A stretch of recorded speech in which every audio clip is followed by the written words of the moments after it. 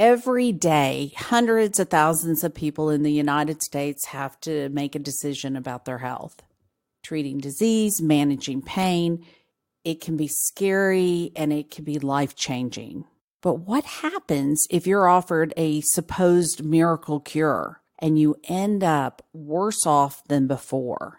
In Wondery's Dr. Death, you've heard about 33 patients in Texas who went in for surgery and had their lives forever changed by an incompetent doctor. Host and reporter Laura Beil broke that story wide open.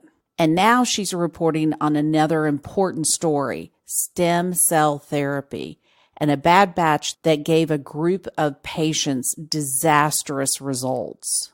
Bad Batch will investigate the multi-million-dollar unregulated industry of stem cell therapy where corporate greed and patient desperation collide.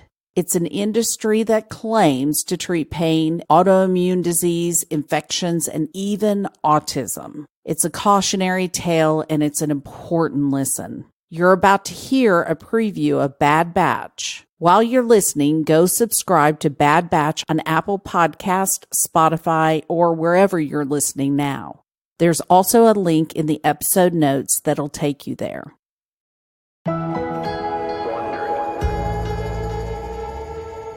In the fall of 2015, John Kosel-Sharon's mother called him with some worrying news. Well, my mom calls me with she texts me with these things like, this is what happened to me today. I'm not feeling well. And so she sent me pictures of her hand and she said, I burnt my hand and it's really bad. His mom, Lois, said she'd been helping a stepdad weld a gate on their farm in Wisconsin. And she was holding that gate and he dropped a glove. The glove fell into a pile of leaves. And to not start the leaves on fire, he wanted to hold the torch up and away from the ground as he leaned over to pick up the glove. The tip of the blue flame had grazed the top of Lois's hand.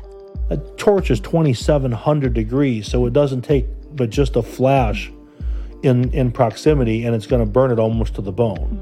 She'd washed and bandaged the wound herself. At the time, she didn't sound overly concerned, and at first John wasn't worried either. He grew up on the farm, and he knows that injuries are just a part of life in the country. But over the next few days, Lois started texting her son the photos. I still have the entire series of pictures. It's crazy. And the pictures literally went from, it looked like wrinkled skin, to the skin got blisters, to the skin came off, until, it was really looking like the first 3, 4, 5 layers of skin had come off. If you've ever suffered a severe burn on your hand or anywhere else, it's painful. A constant searing pain that won't go away. Finally, his mom went to see a burn specialist. And the burn doctor at Madison was saying, you're probably going to lose this hand because as bad as it is, there is no way you're going to be able to keep infection out of there. Then John had an idea. A few years earlier, John had tried a new kind of treatment to help heal a knee injury, and it had worked great for him. So he thought maybe Lois should try it for her hand. She was willing to give it a go. You get so desperate, you'll do anything at any cost to try to live. John flew his mother to California. He brought her to a clinic where she was hooked up to an IV and given stem cells. And just like that, her hand started to get better. And not just her hand. She'd had arthritis for years. But after the stem cell treatments, that started to get better too. She stopped taking medication. She stopped taking pain pills. She was able to walk. She had a garden. She had, watched the grandkids. She can answer her phone and type on a smartphone. So it was life-changing for me, really life-changing. Aside from healing my hand.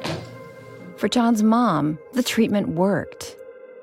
Across the country in Texas, Elaine Dilley tried to help her mother with stem cells just like John had done. My husband and I would do anything to help her. But she would not be so lucky. The doctor came in and he told me that we've got to airlift her. Her kidneys are shutting down. She's fixing to have a heart attack. And I'm just kind of stunned. Were you afraid that you were going to lose her? I knew I was going to lose her. John and Elaine would both do anything for their mothers. They both placed their hopes in the promise of a miracle cure. But that's not the only way they would come to be connected. I'm going to say that wherever there's opportunity, there's greed. And wherever there's money, there's greed. And when greed gets involved, bad things happen. Once you find out the truth of the whole story, you just really can't believe anybody anymore. That was just a preview of Bad Batch. To listen to the rest, subscribe to Bad Batch on Apple Podcasts, Spotify, or wherever you're listening right now.